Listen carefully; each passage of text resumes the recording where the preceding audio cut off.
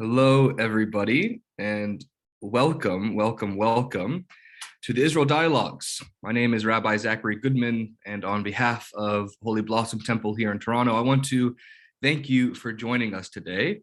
Whether you were with us for the first 8 sessions in last year, or you are tuning in for the very first time today, we are grateful for you to take the time out of your busy schedules to take part in these important conversations. The Israel Dialogues provides an opportunity to engage the fundamental issues facing Israel, its people, and the Jewish diaspora. Each session, the expert standing panelist will be joined by an expert or two from various backgrounds from around the world to discuss a range of different topics focusing on the regional and international contexts, principal factors which affect Israel's place in global affairs. So on behalf of Holy Blossom's Israel Engagement Committee, I want to take this opportunity to thank our promotional partners at ARTSA Canada, the Canadian Zionist Federation, ARTSA, the Israel and Golda Kashitsky, the Israel and Golda Kashitsky Center for Jewish Studies at York University, and the Reformed Jewish Community of Canada. We are also particularly grateful to Helena and David Fine, whose generous gift of sponsorship has made this entire series possible. And of course, a big thank you to all of our expert panelists, to our guests. So more information, including their bios, can be found on the Holy Blossom website. Just before I turn it over to Professor David DeWitt, a few housekeeping items. At the bottom of your Zoom screens, you will find a Q&A button. So if you have any questions that you would like to be addressed today, please write them in the Q&A function, and we will attempt to address as many as possible. So with no further ado, I'm going to turn it over to you, Professor DeWitt, and thank you everyone for being here. Thanks so much, Zachary, Rabbi Goodman. It's a great pleasure for me on behalf of my colleagues in our little organizing group to welcome everyone to, I guess, what we would call the second term of Israel Dialogues, following the 8 sessions we had in the fall. We're now looking at 10 sessions as of today, focusing on regional and international contexts. What is particularly exciting to lead this off in our first session is the opportunity to have with us Professor Gangzheng, who is an associate professor of international relations at Tsinghua University in Beijing. And thank you so much for agreeing to stay up late. We've started early. It's 10 a.m. here in Toronto, but it's 11 p.m. for you. So it's good of you to take the time so late in the evening. This is a terrific opportunity, and before I introduce Professor Zhu formally, let me tell you how he and I met. I've had a long relationship with Professor Yitzhak Shachor at the Hebrew University in Jerusalem. For a long time, one of Israel's most distinguished scholars on China and the Middle East. And I contacted Yitzhak and invited him to participate in this. And he explained to me that for personal reasons, for health reasons, and for technical reasons, he simply could not do it. But that he said there's only one person that he would recommend that he thought would be an extraordinary addition to our program. And that is Gangzheng, who studied first in Peking University and then did his PhD at Brandeis. The supervisor of his dissertation committee at Brandeis was Professor Ilan Tron, who's well known to scholars around the world who focus on contemporary Middle East history and related areas of concern. And one of the other members of his dissertation committee was Itzhak Shachor from the Hebrew University. So it's really my pleasure to welcome Professor Xi.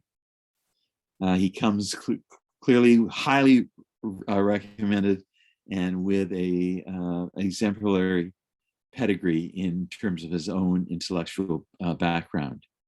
He comes from Guangzhou. He did his undergraduate work in Beijing at Peking University.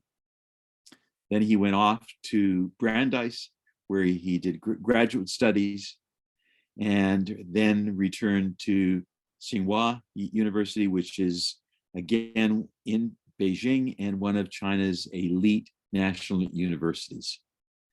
He's published in areas of Middle East studies and international relations. And as you've had the fortune to read in two of his articles, much of his work deals with the Middle East and China during the Cold War period, and now with a fascinating engagement of how the Middle East views China and the United States in their actions and policies in the Middle East. This second article he's offered us, I think, is unique. Rarely have I come across a systematic effort by a scholar to look at how Middle East experts from within the Middle East and deep ties to the Middle East view their situation and analyze American or Russian or Chinese policies towards their home countries and towards the Middle East as a region. So if you have not had the opportunity to read either of his articles, I urge you to do so. So now, with no further commentary from me, let me invite Gangzheng to speak to us. And following that, I'll have some questions. Then my colleagues who are with us this morning from the organizing committee, John Allen and Howard Edelman, will join me in a conversation with Gangzheng, and then we'll open it up to questions from the audience. Over to you, and welcome. Okay. Thank you very much. So can everyone hear me? Yes, we're fine. Thank you. Okay, good. So thank you, David, and thank you, everyone in the committee and everyone in the audience. It's my honor to be here, and I want to also thank Professor Shachor, who recommended me to be in this opening session of this Israel Dialogues, which I think is a very interesting, informative event during this very difficult times, globally speaking. And so I think first I want to say shalom to all. And for those who I have no idea how many of you are in Canada and outside Canada, but for those who are in Asia, Middle East, and Europe, I think it is already like an Arab Shabbat. So Shabbat Tov, Shabbat Shalom in advance. And I have a short talk with David yesterday, and he told me how this project originated from the small group of discussion between him and his friends, and he assured me that it is not a project to save the world. But I don't agree. I think this is our ways to save the world during these very difficult times, to promote world peace by this kind of people-to-people communications and share different views and questions and answers, different point of views regarding the new scenarios in this time of a pandemic. So I would today I would like to share my own thoughts regarding China and Israel, China and the Middle East, China and other great power in the region, So I look forward to comments, criticisms, questions, and other kind of like conversations. Okay, so let me try to share my screen with you. Let me see.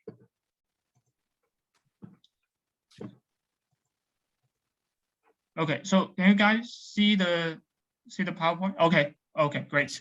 So the topic for today is about like China's asymmetric competitiveness in the new Middle East. But I don't want to go like too deep about those kind of like so many details about encounters between China and the Middle East in general, or Israel in particular. I would like to show the broader picture first, and then to talk some points that I think might be interesting to the audience that is like concerned about the Middle East nowadays. Okay, so some brief knowledge about the relations or China's approach to the Middle East in general throughout the history, like since the beginning of the Cold War, since the founding of the People's Republic of China, which is the current regime of China, which was founded in 1949, and since then there has been different like phases that we can witness like changes in China's approach to the regional countries. This is how I divide it into different phases. People of different and other scholars might have their own ways to divide the different time periods, but this is my perceptions in this regard, because I think that we can see clear different criteria for separating friends from enemies in the region. So this is, I think, if you have the time or interest to take a look in the quotation of Chairman Mao, and I think in the volume 1 there will be a very like important or famous sentence, like who is the enemy and who is our enemy and who is our friend. This is the first and foremost questions for our revolution. I don't think that every diplomat of the Chinese government will read the quotation of Mao nowadays. They on a daily basis, but I think this is still a very important question to help us understand how China perceives the world in general and Middle East in particular. So I think in the very beginning of the early Cold War, I think China will use its own definition to see who is more progressive parties in the region, so who will be our friends.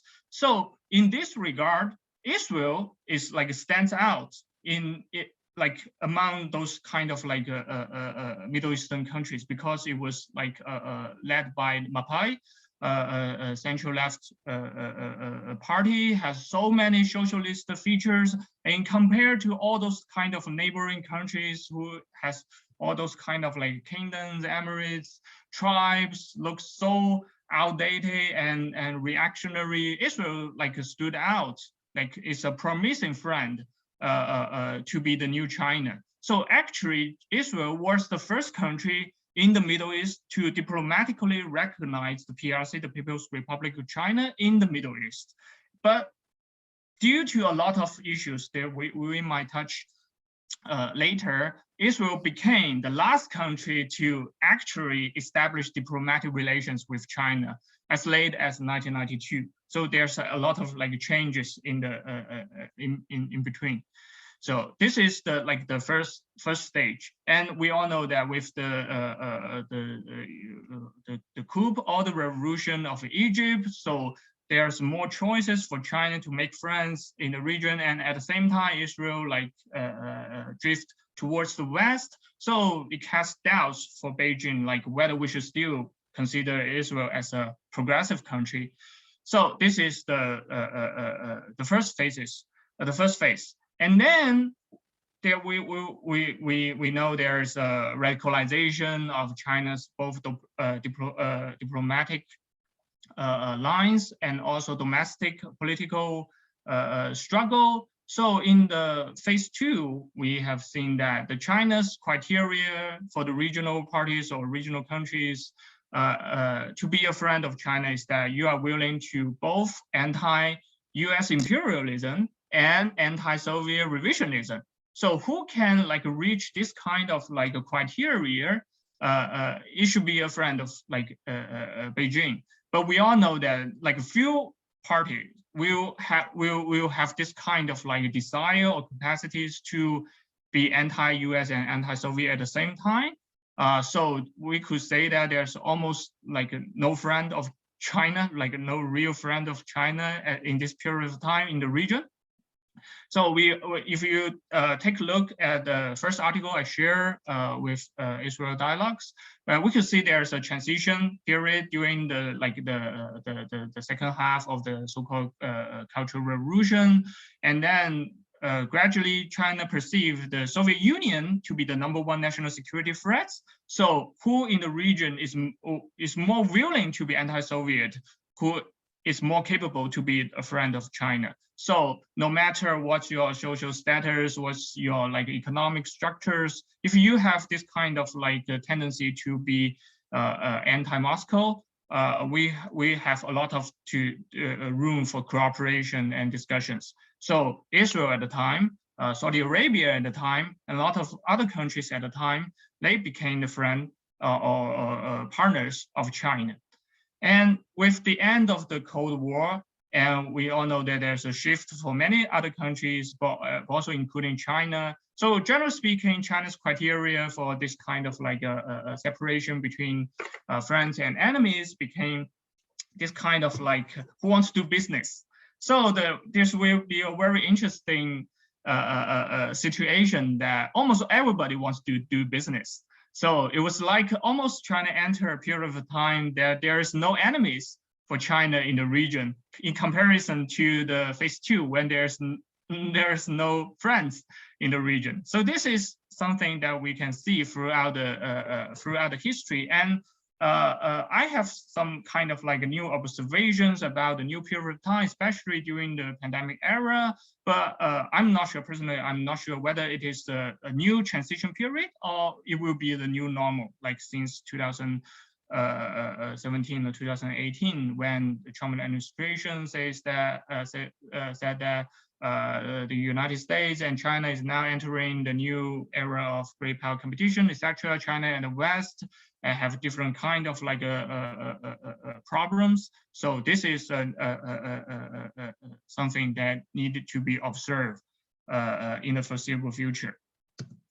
And for now, to China, I think Middle East has a pretty special role, especially regarding the most important project for China's international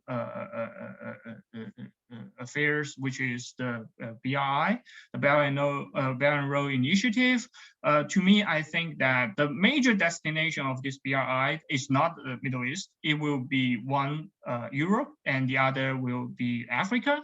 But if you want to go to these two kind of like, we want to reach these two destinations, like the Middle East lies in this kind of like what I call the geographical center of this kind of like projects. So it means something to China and for its like a grand strategy in the international arena.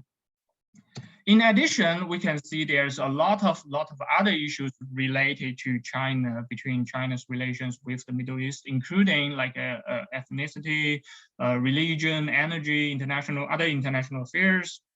For example, we all know that the Xinjiang issue is a combination of all these kind of things. It is not just a issue between China and the West, and China also focusing, and West also like including the United States also pay special attention to the stance of the Middle Eastern countries, not just the Arab countries or Muslim countries. You pay attention to all the Middle Eastern countries, including Israel, how it will stand in this like this different kind of like issues. So I think the Middle East in general plays an important role in China relations in the world nowadays. And especially speaking, I think during this kind of like era of like a pandemic, there's some new developments, some new changes between the relations, between China's relations with the region. So for example, we all know that there's something called Western diplomacy. Whether you agree or not, we can see that different great powers or developed countries and developing countries have been some issues with the distribution of vaccines, and China has its own ways to do things in the region. And then we all know the Huawei issue, the 5G issue, and Huawei and other Chinese companies is trying to hold tight in the region, trying to, and some regional countries are also trying to hedging against between China and the United States in this kind of new technologies. And also we can see, which I will discuss in more details later, about something like China's military drones sold into the region, and China's own military base in the region, like in Djibouti, which is the first China's overseas military base in the region. And you can see the picture below. In the middle, it was written in Chinese, but it was show that this part is the Chinese military base, and in nearby space, we can see the French Navy space, French Army space, base, French Air Force base, Japanese Air Force base, and the United States Air Force base. So it was a very complicated relations in a very relatively small areas that was make the relations much more complicated as well. And regarding China and the relations of Israel, I think Israel plays a very special role in China's relations in the middle, not just in the Middle East. I think Israel has a very special relations with the West in general, but and also with United States in particular. So I think what Israel did, between China and the West, or between China and the United States, has some kind of exemplary roles in China, how China deal with other such as the US allies or other countries in the world. So we know that, as I mentioned, Israel was the last country to establish diplomatic relations with China. But since then, the relations developed pretty fast, and Yitzhak Rabin visited China almost immediately after he was elected prime minister in 1993, I guess. And that was the picture which I like very much, that he was on the Great Wall. And that was the beginning of the relations under the formal diplomatic relations. And we can see a lot of different aspects of this kind of relations. For example, there's some projects like Port Haifa, and there's some other proposals, China helped to build the so-called Mediterranean Red Sea Railway in Israel to make Israel a hub in the region, which a few years ago seems pretty unrealistic. But I think for now, with this kind of Abraham Accords and other developments, it has some potentials. That Israel might be could be a center of transportation and other things, and also some proposed railway between Cairo, or the new capital of Egypt, with Tel Aviv or Jerusalem, and China has the potential to play a role in this regard. And we all know there is some startup companies in Israel seeking for Chinese fundings. The former richest man in China, Jack Ma, has been to Israel many times. This was the picture he's speaking at University Tel Aviv University. And there has been other entrepreneurs, both in China and in the United States, trying to have some cooperations.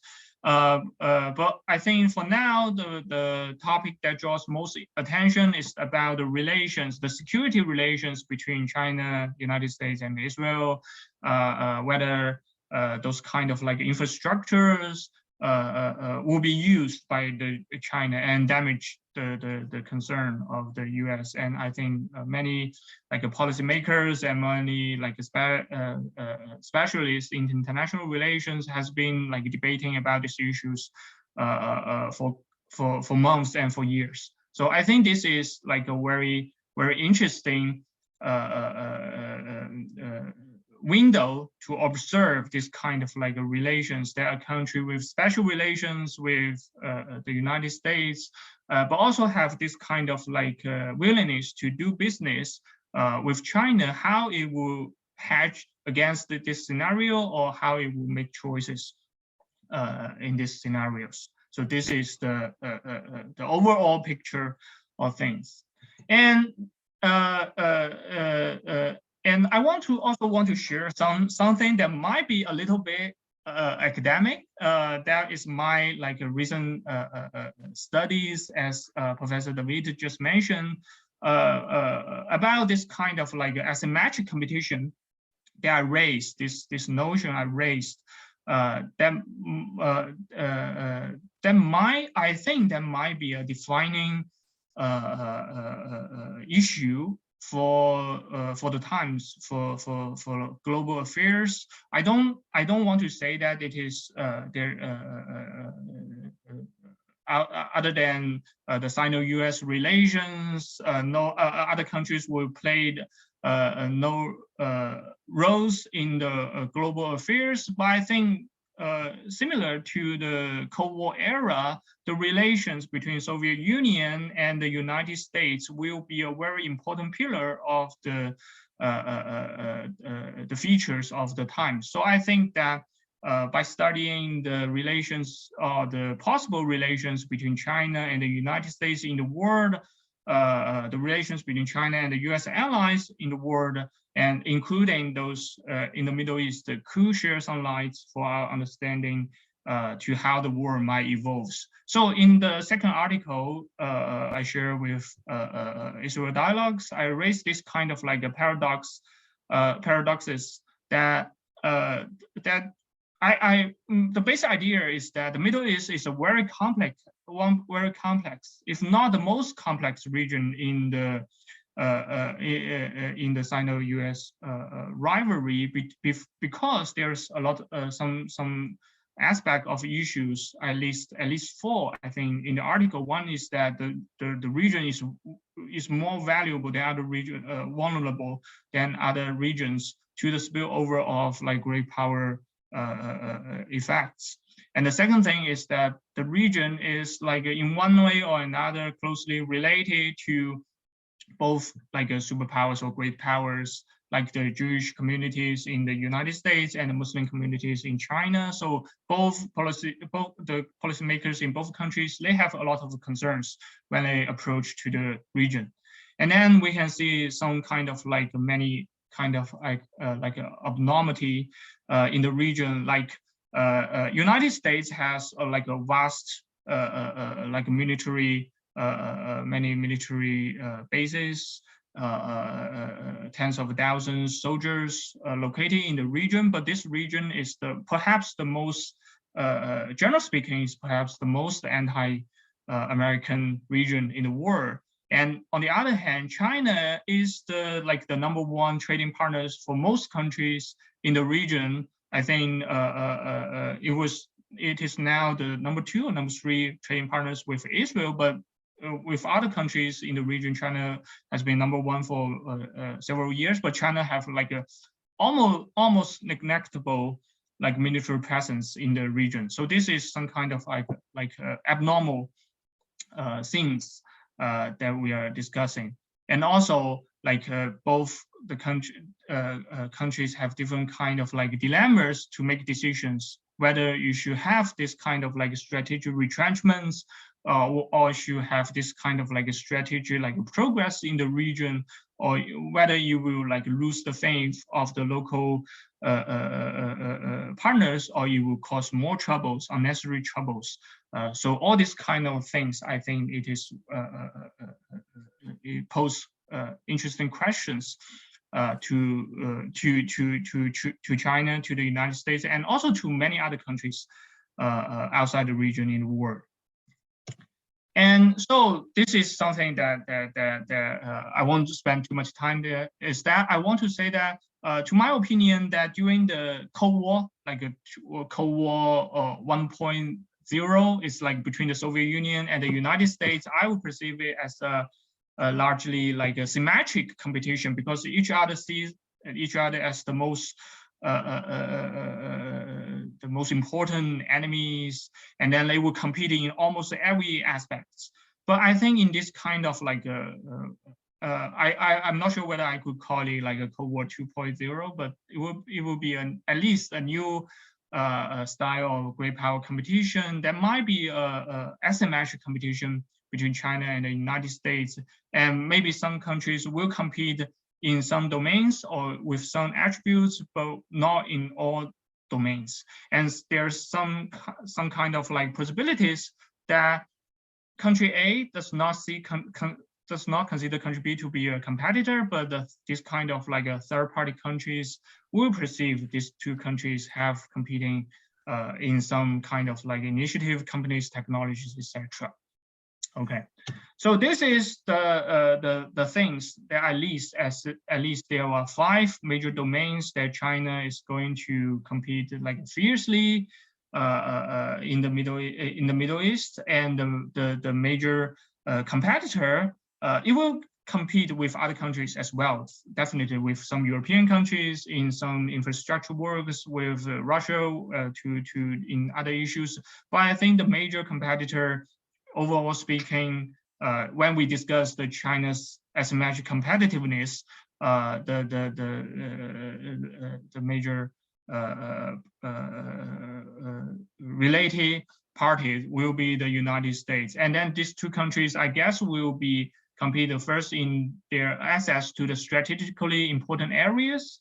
Like different, I think both the United States and China will use different ways to try to have access to this kind of important areas. The United States might want to focusing on this political and military agreements, but China will focusing on infrastructure, constructions, and business rights, running rights.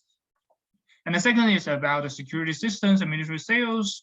United States have this kind of like dominant security networks, allied systems, not only in many other regions, like in NATO, in America, and also in the Middle East. But China is making its own approach to the region with something like the military drones. And then the third part is about the trade investment, which I think China has the upper hand for now. And there will be like the high technology for the digital age, as I mentioned, this kind of like 5G, clean energy, and quantum computing, etc.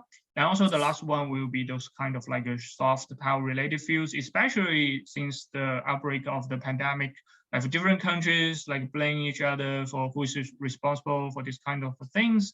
So like different countries have adopted different approaches to try to win the hearts and minds of the local people. And we can see that both the China and the United States adopting different strategies in different countries, like this kind of like publicity or propaganda efforts by both the United States and China is different in Saudi Arabia, and different in Israel, and different in Jordan, and different in Egypt. So it's a very interesting issues, and if you have interest, we can like discuss later on. And I will at the end list like two examples about China's this kind of like asymmetric competitiveness, to show China's asymmetric competitiveness. One is, for example, about this kind of like developments. So for example, all this kind of like, at least I think all the Middle Eastern countries, especially the Arab countries, they are suffering from this kind of like developmental problems. So they are making this kind of like development projects, plans, strategies, and we can see like Vision 2030, Vision 2040, Vision 2050, like etc. And China is trying to have this what I call the synergy between development strategies, SDS, with this kind of like Arab countries and to suit their needs, like whether it will be production capacity or technology transfer, whether it will be two-way investments, whether there will be a comprehensive infrastructure construction, and there will be some samples. And I think this is something that I think the Western countries hasn't catch up with China yet. I know there's some new initiative by different Western countries, by the United States to build back better, like project, and their European Union, and I guess different countries have their own plans. But I think China is like make some endeavors already for years.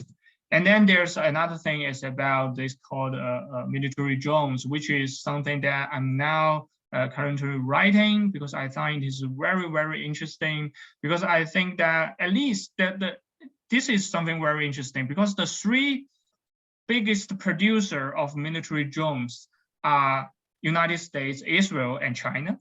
And the biggest market for military drones are in the Middle East.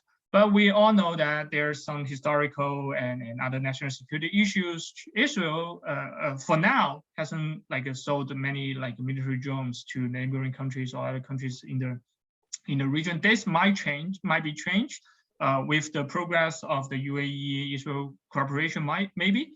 But for now, we can see a very interesting picture. The United States use a lot of like military drones in the region, but hasn't sold this kind of like weapons to its like regional allies. China haven't used for a single time of its own military drone in the region, but it sold tons of like many military drones to the region. So it was a very interesting question, like why United States like sit and wait China kind of like occupying this like huge markets. So this is something that I'm now working on, and I look forward to the discussion if anyone in the audience have interest in this regard. Okay, so this is, I think this is the overall PowerPoint I want to share with you guys.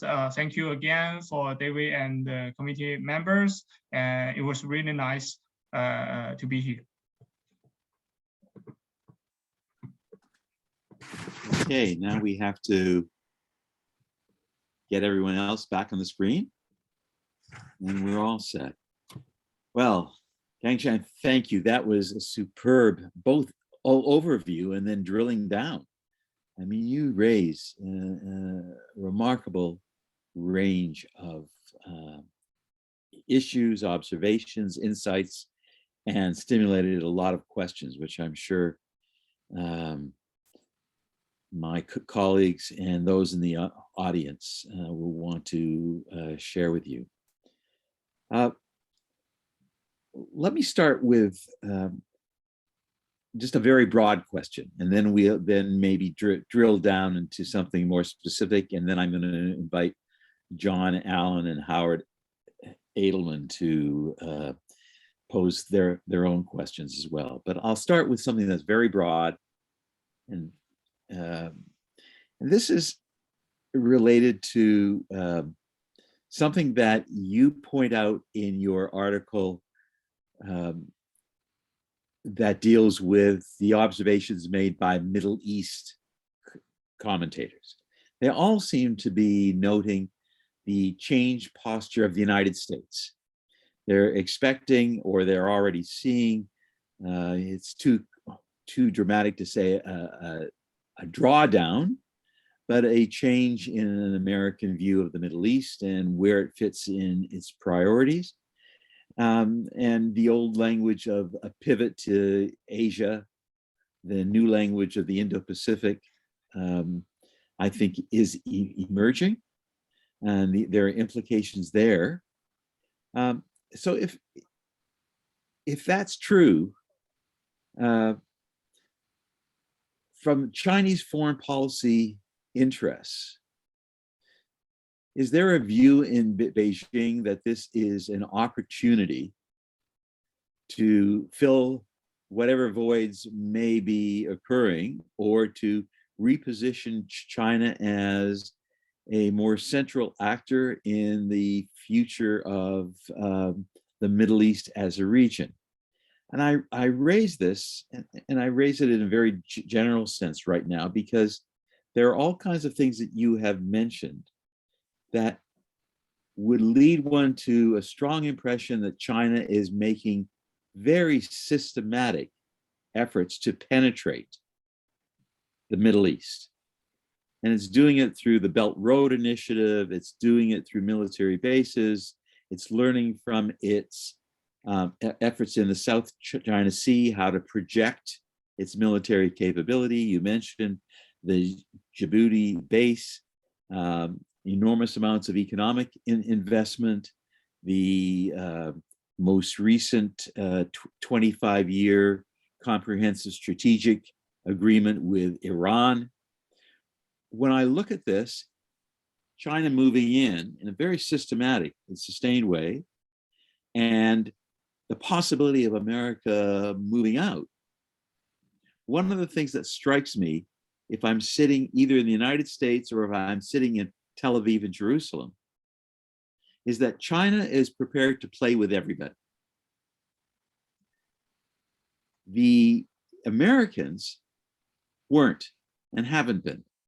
Americans have more readily identified who's in their camp and who's not, who's more of a friend and more of a foe, who's more of a partner and who's more of a competitor. And it's been an easier part of the US-Israel relationship, because there could be an argument that the US, not only as a supporter, even a shield for Israeli strategic interests, has ensured that, the most dramatic example right now is that US will not deal with Iran as a normal state, because it's not only in the interests of the non-proliferation regime and an American interest, but because it's a real threat to Israel. But China will. The US will not deal with Syria, but China will, and Russia will. The US is moving in such a way, China is moving in such a way with Iran that it may raise problems for the Gulf states. But China seems comfortable dealing with Gulf states, but dealing in a very systematic way with Iran. So I'm wondering about Xi Jinping and Chinese positioning and its approach. And ultimately, I guess, what implications that has for the security of Israel and Chinese-Israel relations. So I said a very large question.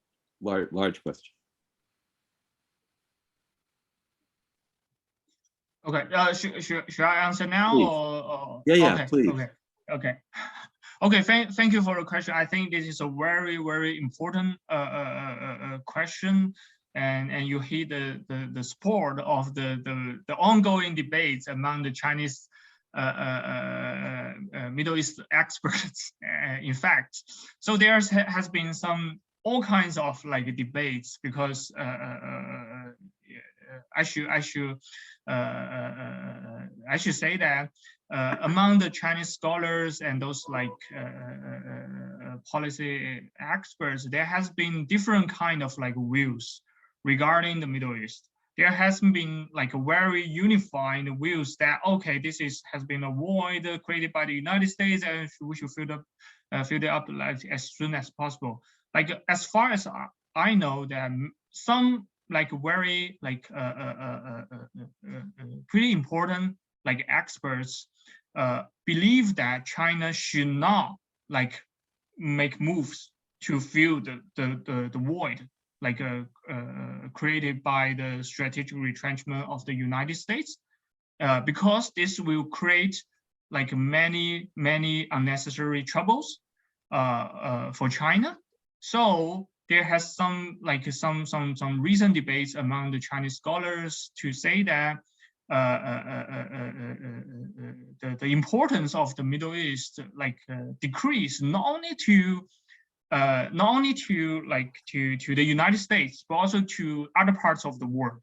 So China should not make this kind of like reverse trend in making too much progress or too hasty progress in this regard. So this is kind of like one part of the debates.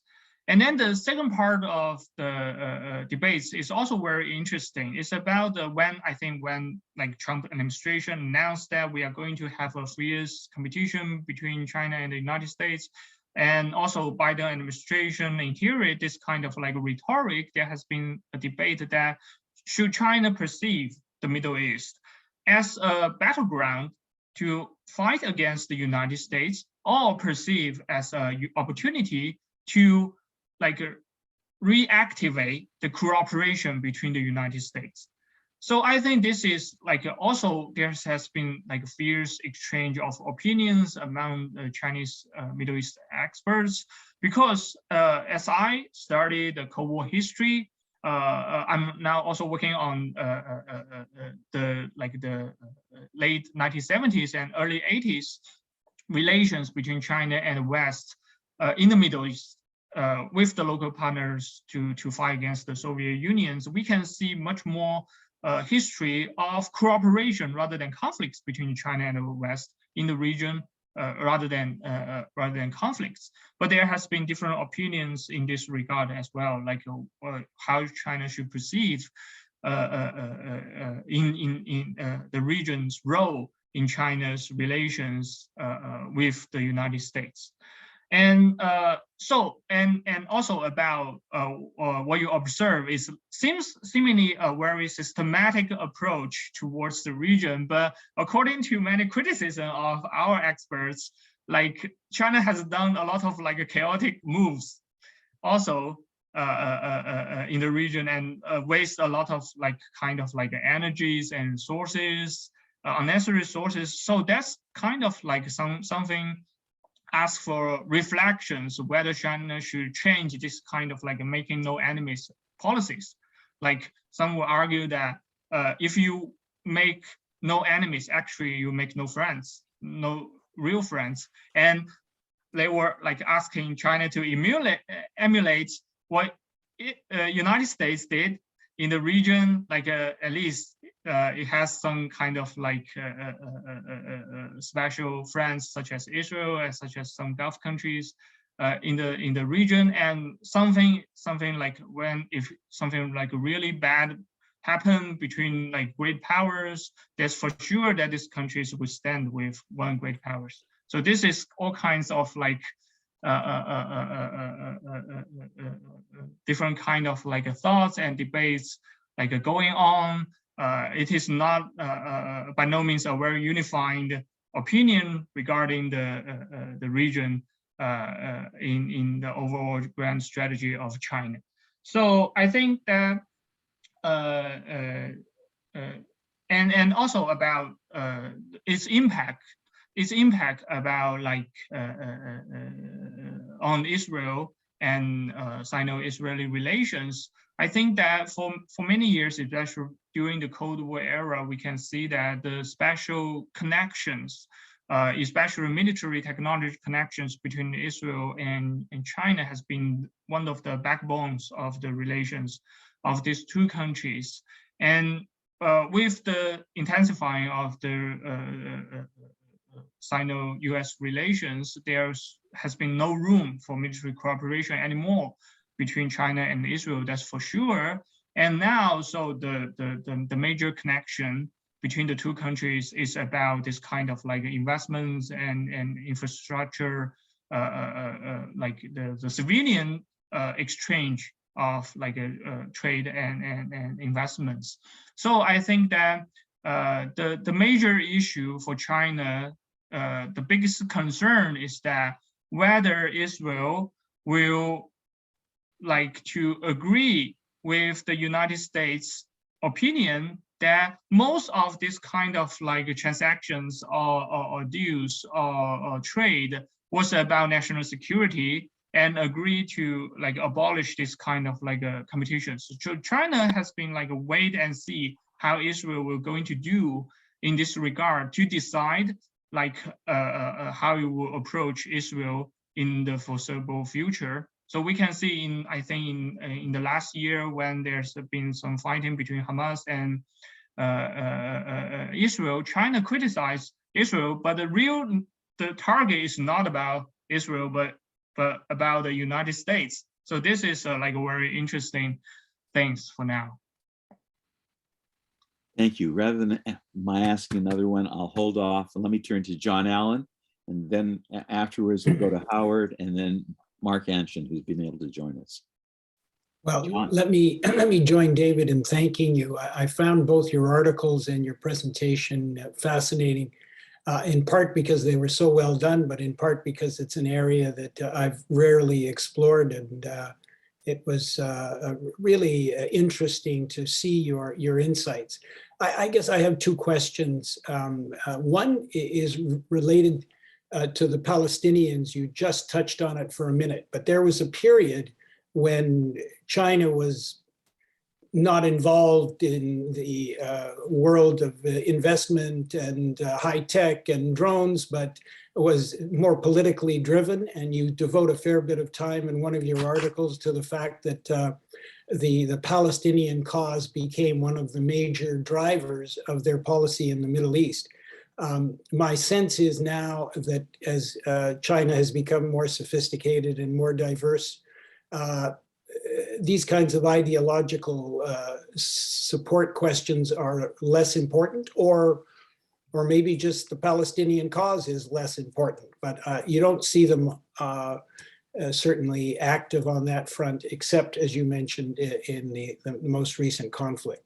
And then the second question I have really relates to Iran. I mean, clearly, China and Russia, of course, but let's focus on China, has the potential to fill huge gaps in what Iran needs as Western sanctions continue or may continue, depending on what happens with the JCPOA #2.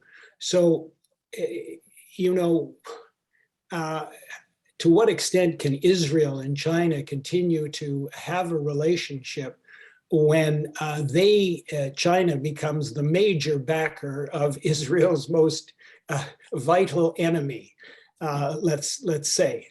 So far, Israel seems to, with the port of Haifa and other exchanges, seems to have been able to handle both sides of that issue. Israel's always very capable of determining what its interests are and dealing with life in that respect. But increasingly, China, Iran may be, a major relationship for both countries. So I'd just be interested in your views on those two aspects of China policy. Thank you.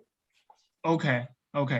I think these two questions has like both this kind of like historical and currently like important significance to help us understand China's relations between China and the Middle East. First question regarding the Palestinian causes. I think it's for sure the importance of the Palestinian cause has decreased. In comparison to the height of the Cultural Revolution or the height of the Cold War. And one of my argument that I believe my contribution to our understanding of the globalization of the Palestinian issue is that I believe that the Palestinian issue has drawn so much attention from the war. It has been a major driver, which is the Sino-Soviet split and competition, which has been neglected by many scholars when they observe or study these relations. So as you mentioned, the Palestinian issue has been a major driver for China's approach to the Middle East. And vice versa, I think China's relations with Russia and their competition for the third world leadership has been give a lot of like energy or boost for this Palestinian issue to attract this kind of like the conflict between Palestinians and Israel to become like unparalleled issue in the international arena, including the UN votings. I think this is something that is very interesting, that China did play a role in this ratio related to Israel's most important diplomatic or foreign affairs. And regarding China's view about the Palestinians, I think that I can share one story or dialogue happening between the former Chinese premier and the Palestinian ambassador to China. It was right before the signing of the Oslo Accords. And then the Chinese premier told the new ambassador of Palestinian PLO to China, which China recognized as a full ambassador, to say that from now on, we will not support you with armaments. We will only support you with this kind of techniques and money to build factories. And from now on, you will need to learn how to build your own country. After reaching this kind of agreement, you have some levels of autonomies from the Israel, and then you will now learn how to run your own country instead of running just armed organizations. And then this is China's expectation that the Palestinians will move on this the right track, and then eventually became a mature nationhood, and then it will lay the foundation for the two-state solution, etc. But unfortunately, we have seen that there's something didn't go as people expected, and it happens what happens now. So China find it it doesn't have too much room to operate for this in this regard. But I don't think China will entirely give up its support for the Palestinian cause. I think at least it will serve as a lip service for China to unite those kind of Muslim countries or show friendship to the Arab countries. At least those Arab countries will still pay lip service for the Palestinian issues. So I don't think China will as some, I talked with some right-wing Israelis, and they argue that China should be the friend of the Israel and entirely abandon Palestinians, because China doesn't care about this kind of Muslim Jewish conflicts, and I don't think they will go in this way. So this is my opinion. And then for the second question about the Iran issue, also in my research about during the process of establishment of diplomatic relations between Israel and China, Israeli diplomats raised these issues as early as late 1980s. Has been raised these issues with China many times, and then China's response has been this kind of we have rights to operate our to running our relations with other countries. That is as long as it matches international norms. That we will not to break the international norms or international laws, or to sell some extremely dangerous or chemical other weapons to the regional players, but we will move on our own. And then you have also it means the Israelis, you also have your own room of maneuvers related to other questions related to China's securities, because at the time that there's very complicated relations between some of China's adversaries, India purchased missiles from Israel. And China would say that let's care about our own business first, and then establish diplomatic relations first. And then if we have concerns, we can share with each other. but not let this kind of things to block our development of relations. So I think the same logic applies here regarding the new situation in the Middle East regarding the potential JCPOA 2.0. Thank you. Howard. Three-part question. One is, the first part is a follow-up on John's. It relates to the diplomacy on security, on soft power, and on the hard power of economics. On security, at the Iran issue, how does China walk the line between its principles of not supporting Iran's troublemaking in the Middle East, yet supplying Iran with missiles and drones, which are used in that troublemaking? The second area is the soft power area in the vaccine war, which you referred to. And the interesting part that in one sense, China won the diplomatic war, but America seems to have won the medical war, and that Pfizer and other American vaccines seem to be better than the Sinopharm and the Sinovac vaccines. And how do you see that war playing itself out? Because I don't have a clear idea at all about it, because they seem to be in conflict. The third area, and related to that second area, is to what extent is it a reflection of domestic culture?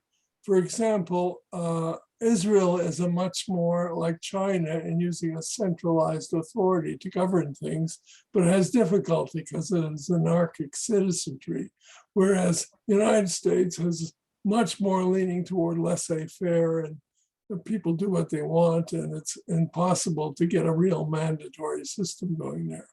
The third area, if you could comment on, is the coming currency war that I anticipate, which you didn't mention, but I'd like you to elaborate on, particularly if it gets involved with cryptocurrencies.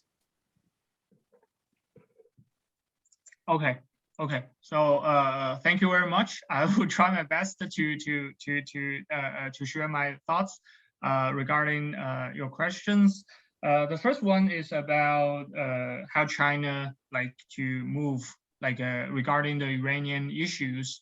So first thing, I believe that China did have some the kind of like cooperation with Iran, but regarding the security like armaments, I think Russia has a much bigger role in Iran rather than China. China has been like focusing on this kind of like infrastructures, trade and investments with Iran, but those kind of like major military equipments for now, those kind of like the major missiles and drones, Iran hasn't imported from China. They did it on its own, to my knowledge, and they also use some Russian-made technologies like military equipments. But back in the Iran-Iraq war, like Iran has only have China as the only source for purchase like armaments, but those armaments has already been outdated. So this is like China. I think didn't get involved too deep in providing the security armaments to Iran for now. This is my observation. But regarding the China's anticipation about solving or dealing with Iran on the one hand and Iran's foes in the region on the other hand, I think China trying to create a new framework, like trying to, we don't know whether it will succeed or not. He tried to bring in, for example, Gulf dialogue, like between at least between like different countries surrounding the Gulf, and then by doing this, China hoped that you could like help these countries jump out of the box that United States put in there, that you two are the essential enemies, and there's no room for compromise in the end. So China would think of this kind of like different platforms or dialogues, and to achieve this kind of like a common prosperity or common developments between different parties in the region. So this is something that I think for now, China is trying to assure both Iran and its like foes or adversaries in the region that the goodwill of China to help the development of the whole region. And in the long run, it also has this kind of like designs. But I personally also has suspicions of whether to how far it will go. So this is my my thoughts regarding China's approach to the Iranian-related issues.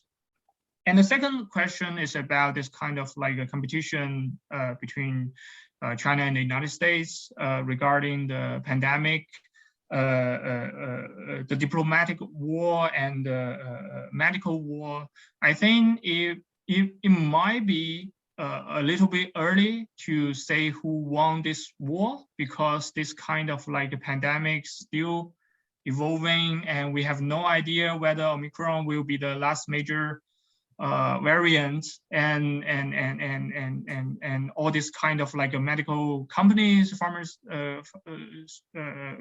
companies, whether they will like keep pace with the development or the variation of this virus, or whether China's now seemingly like the publicity regarding China's way of fighting the virus. There's been a lot of like room needed to be wait and observe. I think it might be a little bit early to say that who won the diplomatic war or the medical war, but for sure I believe that regarding the technology on this like medical related fields, I think United States definitely have much more powerful and resources backgrounds rather than China. And this is for the second question. And then the third question, I'm really sorry, which is not in my field, and I don't have, I do not dare to speak in this regard whether the currency war will go on. So I will be very happy to listen to your opinion in this regard and learn from it. Okay, I'm trying to watch the time. I want to turn to Mark Anshin, and I also have a very good question that has come in from someone who's viewing. So first to Mark, and then I'll turn to the question that I've received online. Mark? Oh, thank you very much, David. Professor, thank you very much. It's a very interesting presentation and topic, and as John Allen mentioned, it's an issue, it's an area of a subject area that very few, if any of us, have really been focusing on. So this has been very enlightening. David, I think if you don't mind, I think I'll just pass and go right to the questions. I don't have anything substantive right now. And I think Frida Moscovich has asked a very interesting question. So okay, so just let me do that. I'll turn to this question from our viewer, Frida Moscovich. Frida Moscovich, yeah, member of Temple. Any discernible or subtle changes in relationship between China and Israel since the change of the government in Israel? Okay. Okay, I think this is a very, very, very recent the issue that draws the recent concerns, and thank you for the one who asked these questions. So I think for now that to my opinion, that both China and Israel haven't paid like too much attention to each other since the change of the Israeli government. To me, I believe that there's a lot of issue need to be dealt between the prime minister and the next prime minister.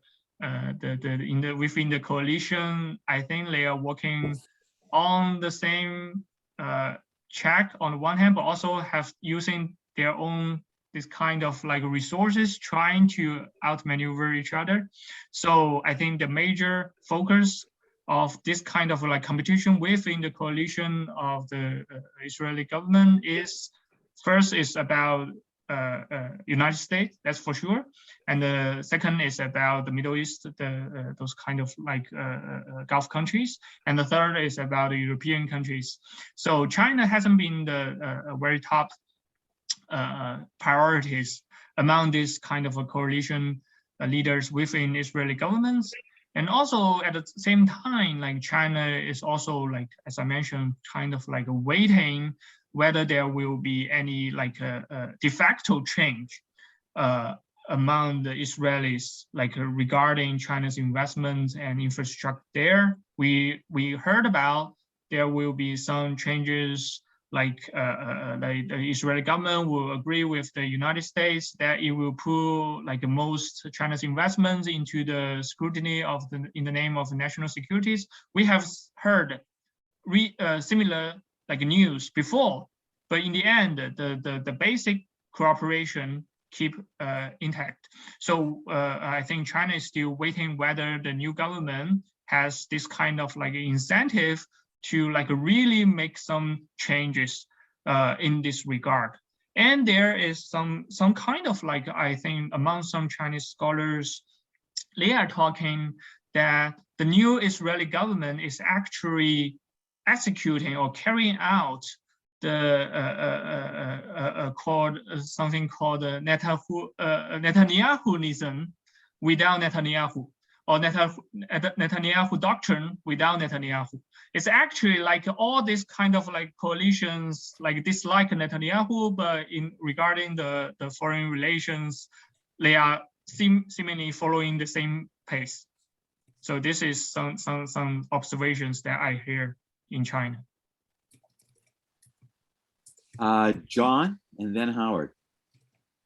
If I could, I'm not sure whether this is your specialty either, Professor, but talking about the Belt and Road Initiative, you know, China has been criticized as of late for some aspects of Belt and Road in the Caribbean, in Latin America, in Africa, bringing in Chinese labor, incurring massive debt, then taking over, you know, aspects of these projects because they can't be paid for, etc.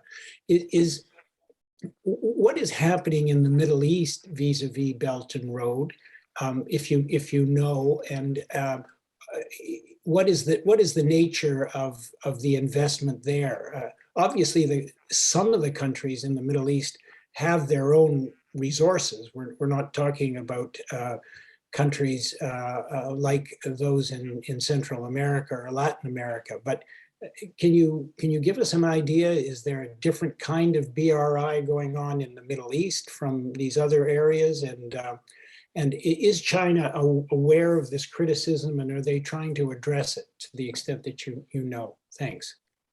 Okay. Okay. Should I collect another question, or should I answer? No, let's just do that, because I think Howard is going to go in a different direction. Okay. Okay. So to me, I believe that China, at least among those like experts on international relations or international political economies and this kind of like international economies, people here know all kinds of like criticisms, and they write a lot of like reports, recommendations, suggestions to the central governments. And but the things, to me, I think that there's different kind of like aspect of this kind of like relations. So first, there has been some I might not say the chaotic relations, but there has been some relations haven't been figured out pretty clearly about who is the major driver for this kind of like BRI. Like there has been some kind of like different opinions So for example, whether the Chinese government is the central forces to push forward, to push forward, or the state-run companies, or those kind of like private companies, or those kind of like certain industries, or there's some kind of like different kind of like players. So there has been some kind of like entangled relations in this regard. So when we talk about this kind of like the debt trap or some kind of like problems, sometimes the central government sometimes also feel kind of like it is unexpected, because some other parties create this kind of like problems, and this kind of like players cannot solve these problems, and you would give these problems to the central government and say, we are now promoting the BRI and we are now facing some problems, so now you should kind of using some sources to help us out in this kind of like business to business relations. So all this kind of like relations, it was like gets involved of different like political, economic, and other interactions. So this is something that, as far as I'm concerned, that people are still, even in China, trying to figure out like in which country or in which region, who should be the major players in promoting the BRI. So this is something I think is happening and has been happening for a while. And the second issue is that regarding the Middle East, I think Middle East has been a very special case for promoting the BRI, because it has so many different kind of like economies on so many different kind of levels. Like we have OECD countries like Israel, we have some resources like rentier states, if I may call it. Like we have some like conflict-ridden countries like Iraq and Syria. We have all kinds of like different countries. So it is, to me, because I talk with some friends in the Ministry of Commerce, it was like a very difficult for them to have this kind of a unifying agenda towards the Middle East. It was like they have to work with different small group of countries once in a while. So for example, now the GCC countries, the secretary of the GCC countries is now in Beijing these days. And then China is now going to promote a free trade zone with the GCC countries first. And then China and Israel is now negotiating a free trade zone in this regard. So I think China still wants to run business that is profitable first, and then to consider to do some projects that is good for its like publicity or propaganda. But to me, I think many cases or many projects in the Middle East is not that profitable towards regarding in China's eyes. Yeah. Howard? Thank you. Then I have another question from the audience. So, but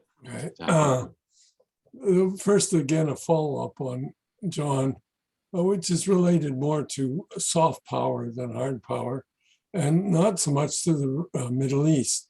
This morning, the news came out the way China slapped down Lithuania for both the boycott, joining the boycott, but mainly for recognizing a Taiwan embassy as a Taiwan embassy in Vilnius, and slapped it down really hard with an economic boycott, not only of Lithuanian goods, but of companies that trade with Lithuania, German, etc.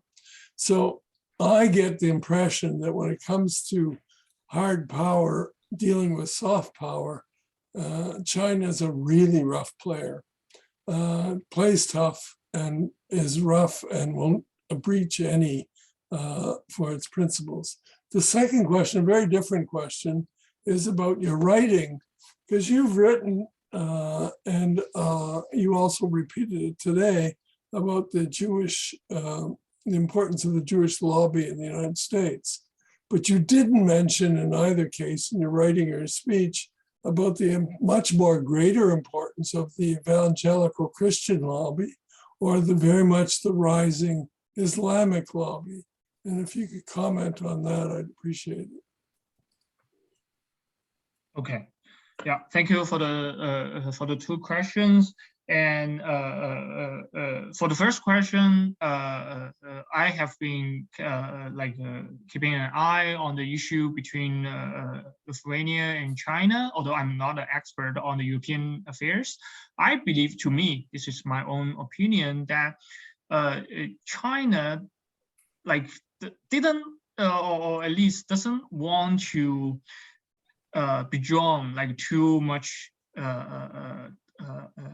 energy or resources in this issue, but it was it worried that if Lithuania get this kind of embassy done and without any response, a harsh measurements from China, there will be a lot of U.S. allies following up. China, to me, I don't think China really care about whether there will be a diplomatic mission in Baltic countries. But what China fear is about this kind of explanatory effect that might spill over from Baltic countries to other parts of the world. I think this is China. They're trying to make a balance between trying to play this down and trying to make it a sample that please don't do this kind of things. You will be you will have this kind of trouble. So this is my thinking for the first question. And then the second question is that yes, I definitely agree with you that I think that it is not just about the Jewish lobby. It was related to the evangelical lobby or the constituency in the United States. So I think that they also played an important role in defining the relations between the United States and Israel, and not just, it has been a long time, I think since Jimmy Carter really want to have this kind of a genuine peace in the Middle East. I think this kind of lobbies, both the Jewish lobby and this kind of other lobbies, has played a role in I'm not sure whether I should say obstructing, but has some negative effect on the president's willingness or capacity to bring American solution to solving the Middle East conflicts. So I think definitely this kind of different lobbies, they are reflecting different voters, the ideas, and definitely have say on the U.S. domestic politics. And also I think the rising of the I don't know whether I should call it Islamic lobby, but we can see some kind of Senate or congressman, congresswoman rising in the U.S. And I think this is something that that might have some different kind of effect given the ongoing polarization of the United States. This might create some unexpected effects in the end. There's a question from a viewer, Helen Feldman. To what extent is Sino-Soviet competition a factor in China's approach to the Middle East today?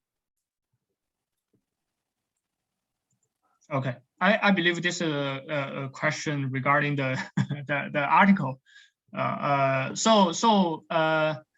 what extent is the Sino-Soviet competition a factor? Okay, so I believe that according to my research, that during those kind of cultural revolution, or during at least the first half of the Cold War era, China has this kind of very uneasy relations with both the two superpowers, and it tried to find its own way to make China going back to the international arena, to the international stage. So the first solution, or the first idea, is that to join this kind of like a communist bloc, and then working with the Soviet Union and fight against the so-called imperialism and colonialism, and try to liberate all those kind of like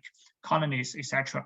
But later on, China has this kind of like ideas that the foundation of China's international stance should not be bind with the Soviet Union or the communism only. It should be bind with those large majority of developing countries or third world countries. So from that on, like there is a growing like gap between the vision of China's world revolution and the Soviet world revolution. So I think that when both China and the Soviet Union talk about world revolution, they were actually talking about two kinds of like revolutions. And this is something, if you have interest, I would recommend Jeremy Friedman's book on the Shadow Cold War. And it's about, which I agree, and in my article, I support this kind of like argument that when China talks about the world revolution, it's called a revolution against the imperialism. But when Soviets call the world revolution, it's a revolution against the capitalism. They could be the one under Leninist ideologies, but it could be totally two different kind of like revolutions in most cases. So this is something that I believe this is a source of the Sino-Soviet split, and it will lead to the different approach to the region. For example, like Soviet will found a different kind of like factories or economic structure in the region, but China will like focusing on the other priorities. I mean, we're at almost out of time, and I know we have lots more to talk about. Do any of Howard, John, or Mark have anything else you want to raise before we wrap this up? Howard, very briefly then. Yeah, it's related partly to my deep involvement with the Chinese diaspora in Canada.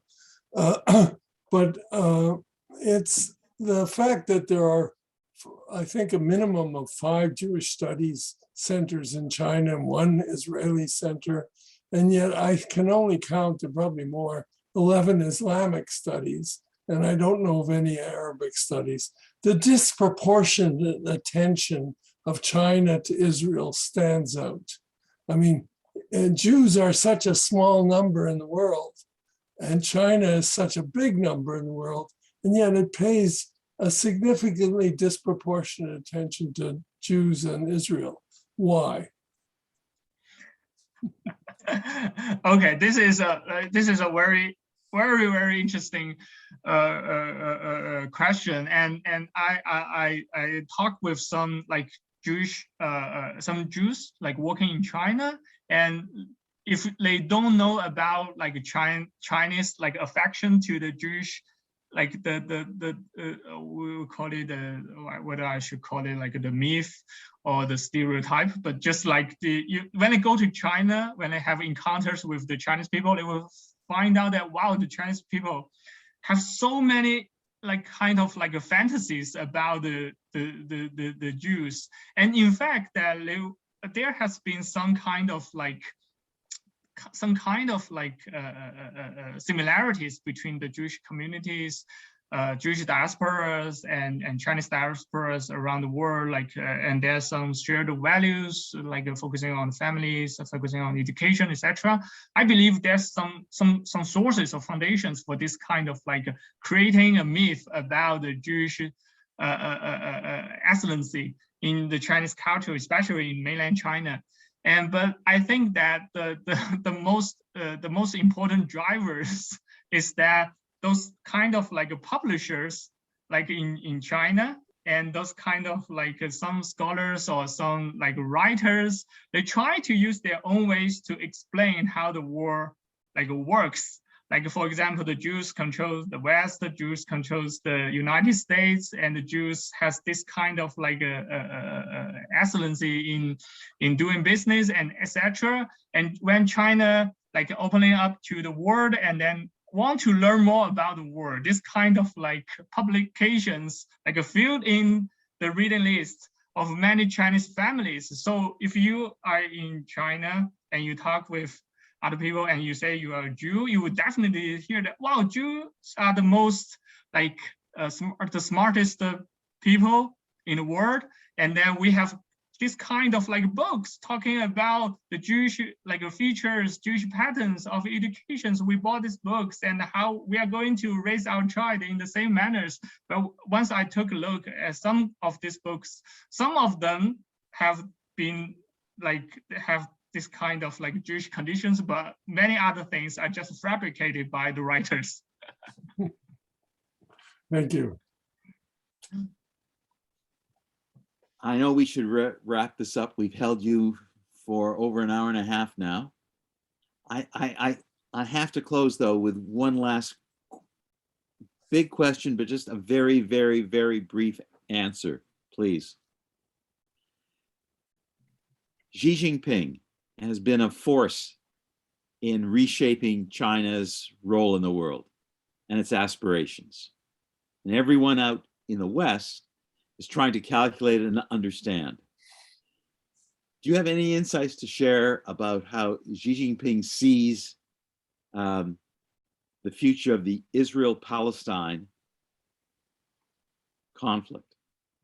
There has been off and on efforts by the Americans to promote a peace process, dialogue, negotiations. Sometimes the Russians have been involved, the Europeans have been involved. You mentioned Oslo. What about now? Is there anything in Xi Jinping's worldview where you would expect an effort by China to collaborate on trying to move parties in a way that avoids conflict and opens up new opportunities for some kind of a resolution? Okay, I think to me, I think that when he came to power in the early years, when he came to power, he has some kind of like thinkings to help solve or push forward the peace negotiations between Israel and the Palestinians. We can see that in I think in the like in 2013, 15, as late as 16, China kind of have this kind of like a vision or endeavor to invite like different parties of these two parts, two sides, to come to China at the same time to negotiate a possible solution. But I think as a pragmatic like politician, and with the suggestions and recommendations and all those kind of opinions that sent to him, he realized this is a really difficult issue to solve. And then, so for now, I think other issues like the, as I mentioned, those kind of like Gulf dialogue and the Iranian issues and those kind of like promoting BRI in the Middle East has occupied a higher priorities in the doing list. But I think that still he has this kind of like his own will about solving these problems, but it was difficult to know that like how far like China can actually go.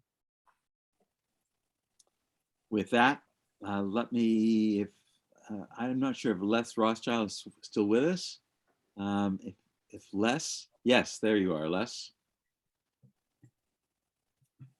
Representing Holy Blossom to thank our guest. Yeah, on behalf of Holy Blossom, I want to thank Professor. I want to thank you so much. I want to thank you so much for the time and your articles, and as other people have said, view that and ideas that we really don't think about that much, and maybe we'll do a little more research on it.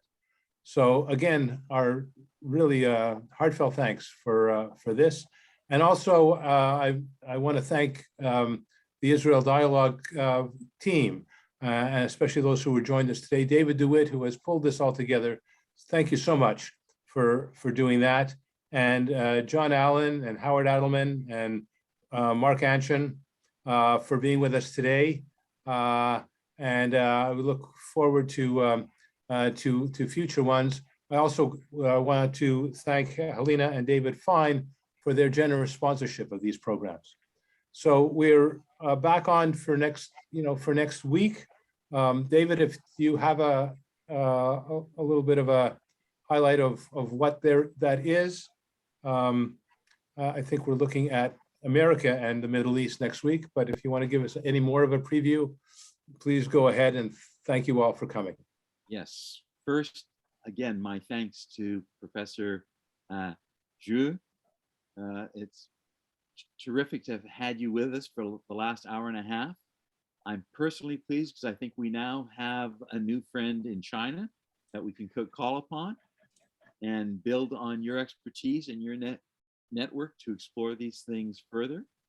And it's lovely to have used our common friend Yitzhak Shachor to connect. So thank you so very much. And next week, and this will be on Friday at the normal time, which will be at noon, we have as our guest Aaron David Miller, who's currently with the Carnegie Endowment for International Peace.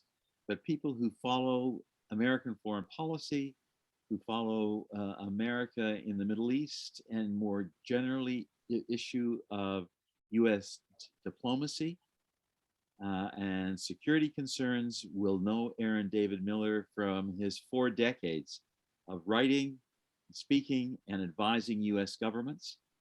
And he'll be with us next Friday. So thank you all, and have a wonderful weekend. For those you observe, Shabbat Shalom. Otherwise, again, Gangzheng, thank you so much for your time and your expertise in particular. You're welcome. Thank you all. Thank you for having me here. Thank you.